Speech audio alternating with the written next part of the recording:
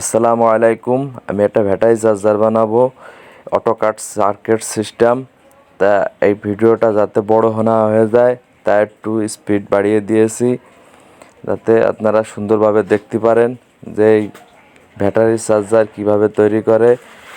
এই auto cut circuit system এইভাবে charge দিলে সুবিধা আছে কি, যে ব্যাটারি ফুল চার্জ হয়ে গেলে অটোমেটিক বন্ধ হয়ে যায়।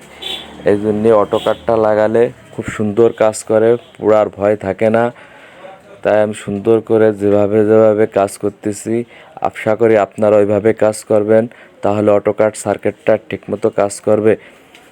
এই অটোকাট সিস্টেম করলে আরও সুবিধা আছে যে ব্যাটারি ফুলে নষ্ট হয়ে যাওয়ার ভয় নাই, আর চার্জারটা পুড়ে যাওয়ারও ভয় নাই। অটোকাট সার্কিটের ঝালাইগুলো শক্ত করে না দিলে পুড়ে যাওয়ার ভয় আছে।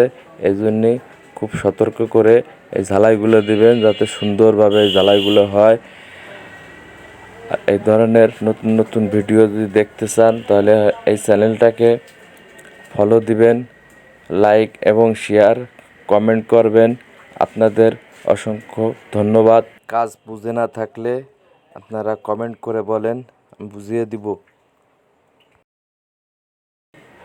লাইক, শেয়ার এবং কমেন্ট করবেন এবং সাবস্ক্রাইব করবেন।